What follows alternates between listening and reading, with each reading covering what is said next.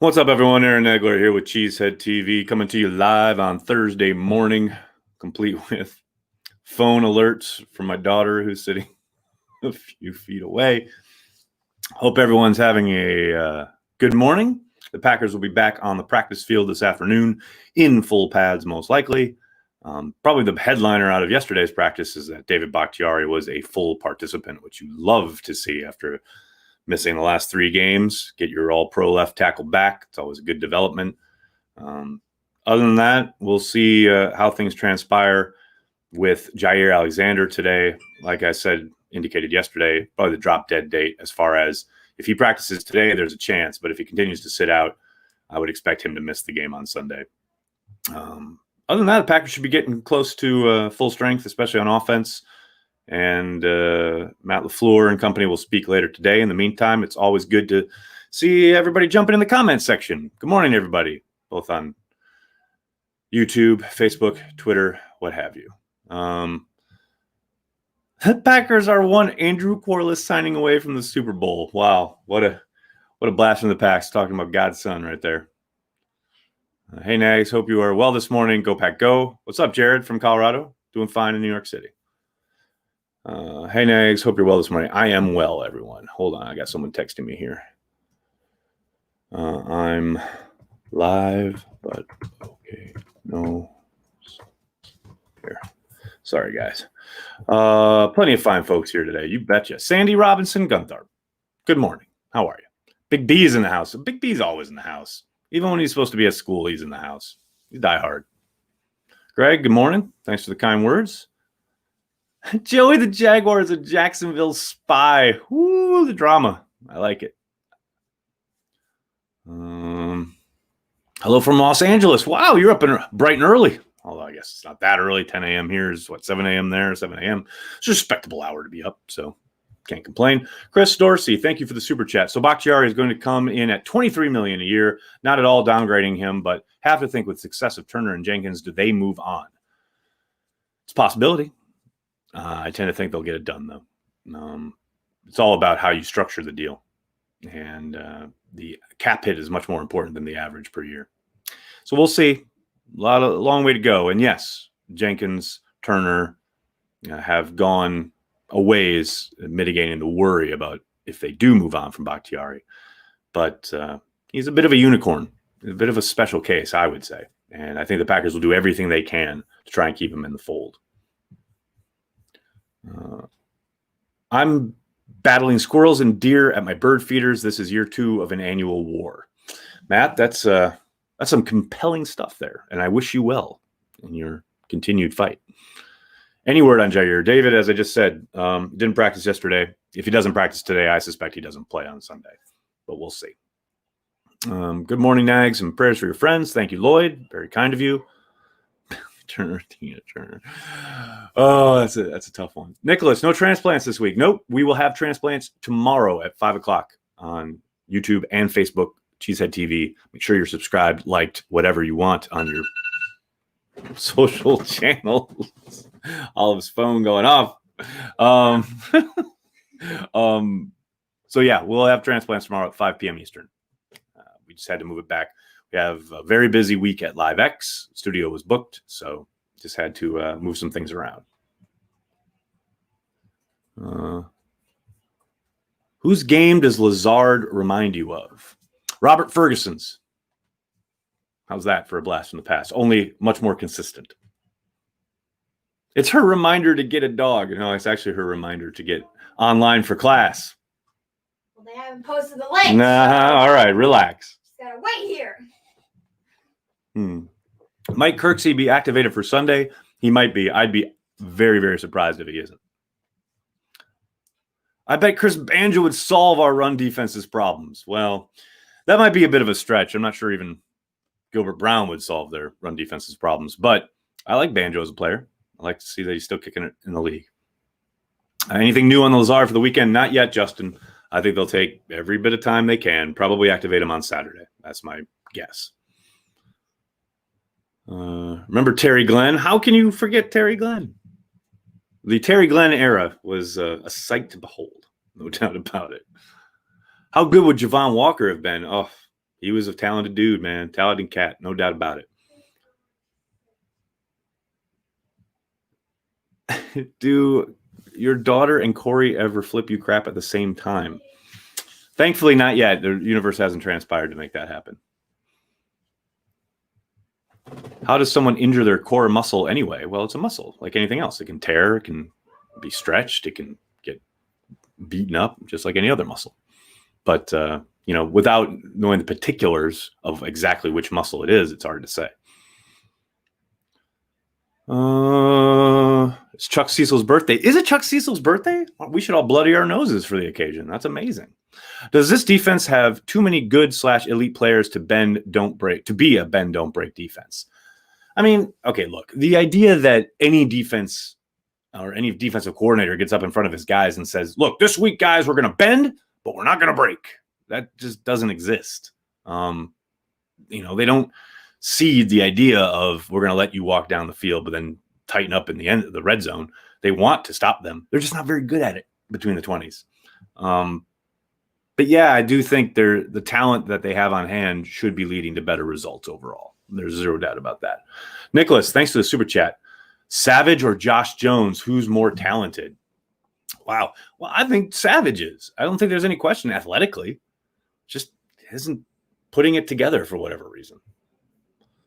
This should be a win, but are you concerned about the Jags rookie running back? Yeah, Joshua, I was just talking about it on the radio. Robinson has put together a really good year, historic year for an undrafted running back. And, he's not Dalvin Cook. I'm not saying they're going to come in there and do what the Vikings did, but that is certainly going to be their game plan. They're going to want to run the ball early and often. And that quarterback, in his first start, he definitely got a live arm, can make the throws. It just, it's the NFL, man. They're paid professionals. They get paid too. And if things start kind of snowballing the wrong way, we've seen this team have trouble trying to get out from under. I'm not saying it's going to happen. This is a team the Packers should roll over, but man, you can't take them lightly. No doubt about that. A Nuclear Family, thanks for the super chat. Ask Vic was my introduction to Packers football, and I was a fan. Can you cue me in on what people have against him? Who's your favorite on the beat? Wow, that's a real can of worms you're opening there. Okay, Vic was could be very dismissive and acidic. Some have levied the same accusations against myself. But he knew his shit. And as much as Packers fans maybe sometimes got frustrated with him, I thought he did a really good job. My co-founder couldn't stand him on the Packers beat because of the fact that he was raised a Pittsburgh Steelers fan. Everything he did was viewed through the prism of the Steelers. He would often reference the Steelers. And if you're on Packers.com, it's a little weird to be hearing so much about the Steelers day in and day out. So that I understood. I never had a problem with Vic. I've said often I really liked his work. When I met him at the Combine, I said how much I admired what he did. But yeah, I think that aspect of it kind of rubbed some people the wrong way. I never had a problem with it. My favorite on the beat currently, it's probably Rob Domofsky. He's my boy, and he's been on it forever. Watched him grow into this juggernaut for ESPN that he is. Obviously I love Wes, although it's hard to say Wes is on the beat when he's employed by the team, but love Wes, love Rob. They're old school. They're my boys.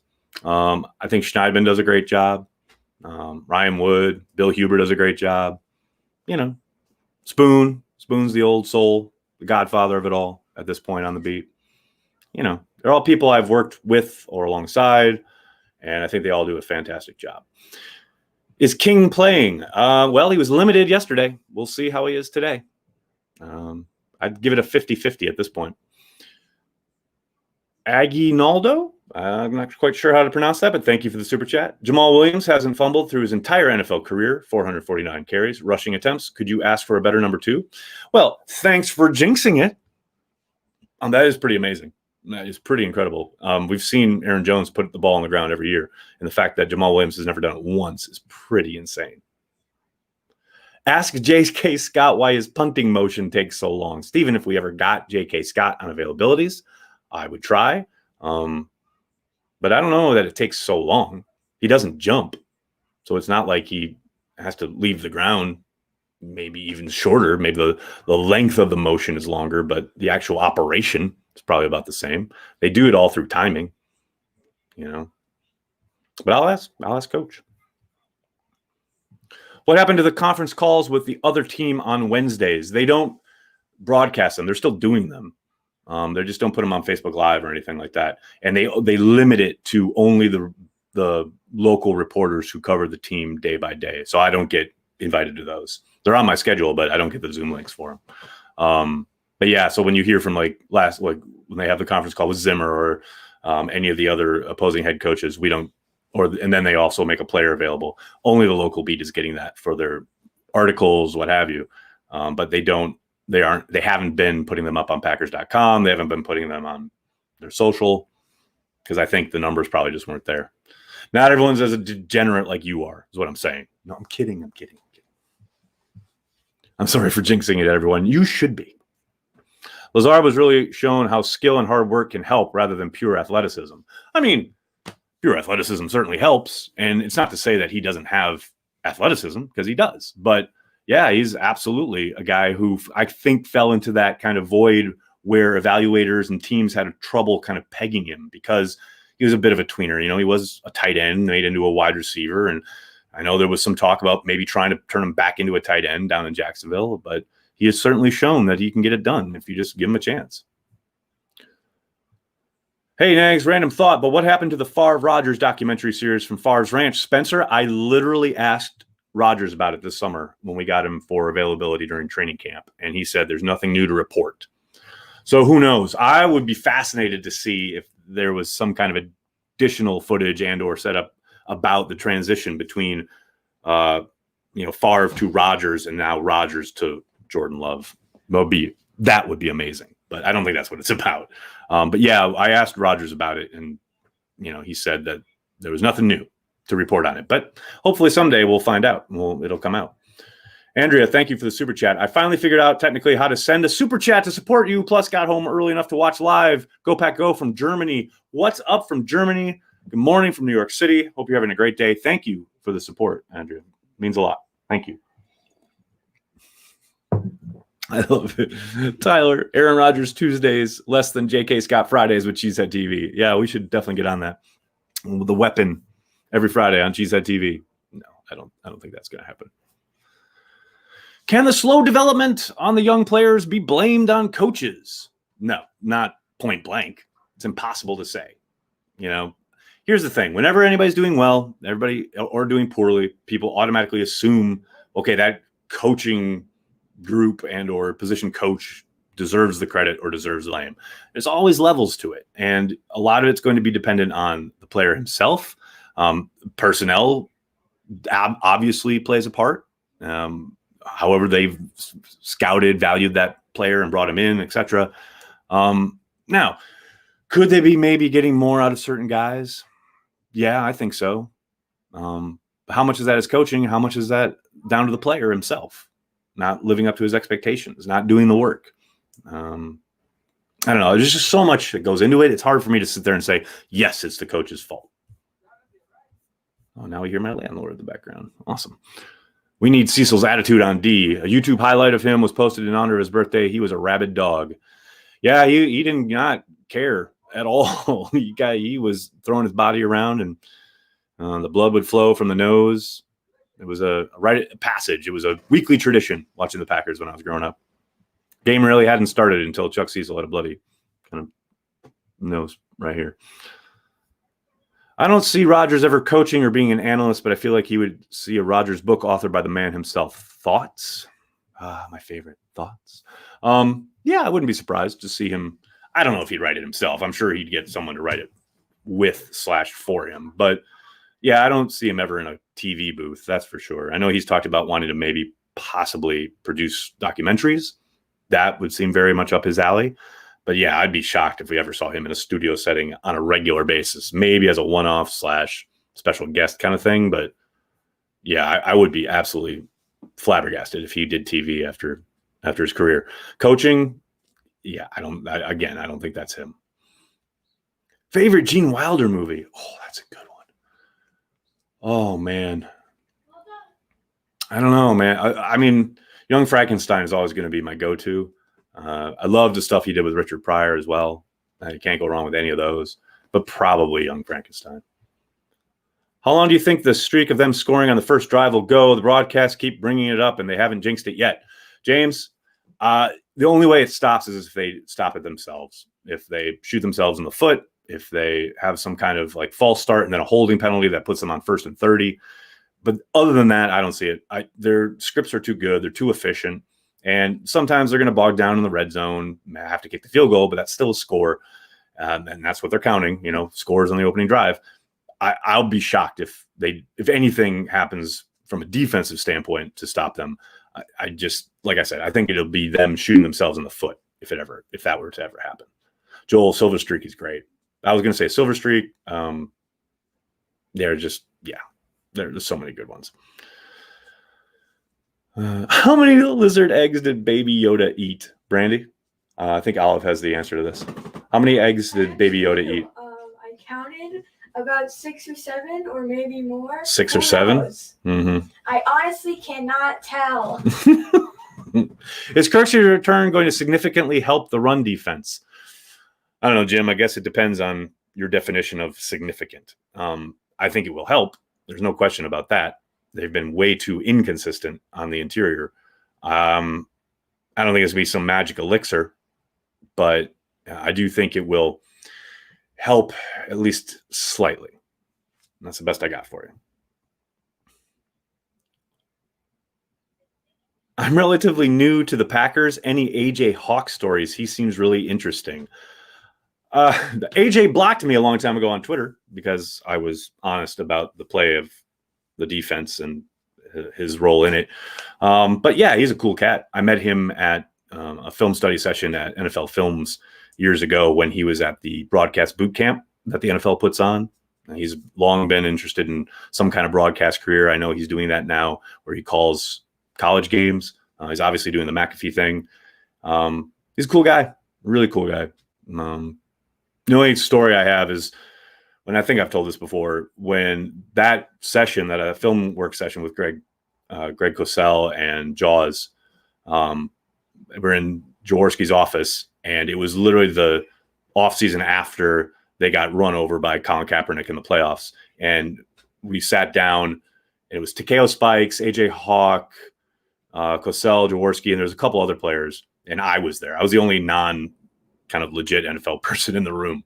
And he calls up this play. It was the 60-yard touchdown run from Kaepernick. And, Jaws has got his clicker out and he's rolling it back and forth. And Hawk just looks completely lost. Everybody on the, Clay Matthews is completely turned around. And so he runs it a couple times and he shuts it down and he looks at AJ and he goes, "So AJ, tell me, what the hell happened here?" And AJ shot me a look like, "Don't you dare fucking tweet this." And then proceeded to talk about the play. But that's about as close as I've ever had with any real interaction with AJ. At my house, when I talk to you and don't listen or pay attention, I call that seeing a hawk. Oh, no. Jones, 150 yards, 2 touchdowns. Thoughts? Colby, feels low. Let's go 200 yards, 3 touchdowns. I mean, these Jaguars can't stop anybody. So let's go. Let's fly to the moon with this one. AJ flipped the bench when he got a sack because the team razzed him about not getting sacks, not to fans. Yes, he was famously flipping the bird to his own. It wasn't even like to his own bench. It was to a specific coach, which I love. And television, of course, caught it. If you search AJ Hawk middle finger or whatever on Google, I'm sure you'll find the picture. I think he ate 3, Tyler. Baby Yoda ate way more than 3 eggs. Come on now. Way more. Are we talking about Baby Yoda over there? I swear to God. Yeah, they're talking about the people are very interested about Baby Yoda. He's a phenomenon. Football doesn't matter what we're talking about. Baby Yoda is going to get talked about. So we can't help it. Can or will we keep both Jones and Williams after we keep the O-line together? Justin, I would be absolutely shocked. A.J. Dillon was drafted for a reason. If they can, they'll probably try to lock up Jones. If they can't, maybe they do Williams on a cheaper deal, but one of them is gone. I'm not going to sit here and tell you it's a locked in one way or the other. At this point, who knows? But there's no way they keep the 3 of them together. I would be absolutely shocked. It's going to be A.J. Dillon time sooner rather than later. Get her a dog. She can get her own dog. Am I getting a PS5? No, Nathan. I will be getting the new Xbox. I want the Ahsoka episode already. Tell me about it. I always thought Matthews would get out of the NFL and start a line of hair care products. All right, we are definitely off the rails now. All right, thank you so much for joining me, everybody. I can't thank you guys enough for hanging out, talking Packers each and every day. Please hit like on this video, subscribe to the channel. Patreon members, the happy hour is tonight, 6 p.m. Eastern. The info for the Zoom is on the Patreon page. If you are interested in jumping on the Patreon, supporting what we do here at Cheesehead TV, all we ask is $5 a month. Supports every single aspect of the brand. Oh, and speaking of Patreon members, my latest podcast, Naglers Never Right episode, is up. Got to talk to Tom Grossi last night. It was a ton of fun. Started as a bit of a podcast about the Packers and turned into a kind of a therapy session about what it's like to create content about the Packers each and every day. Tom is one of the best, brightest guys doing anything even remotely connected to the Packers. If you haven't checked out his YouTube channel, you should do that. But make sure you check out the podcast, which is available exclusively for Patreon members, patreon.com/cheeseheadtv. If you can't support on Patreon, totally understand. Please just hit like, hit subscribe, tell your friends, tell your family. Cheesehead TV. We are devoted to Green Bay Packers fans worldwide. Thanks a lot, everybody. Have a great day. Go Pack Go.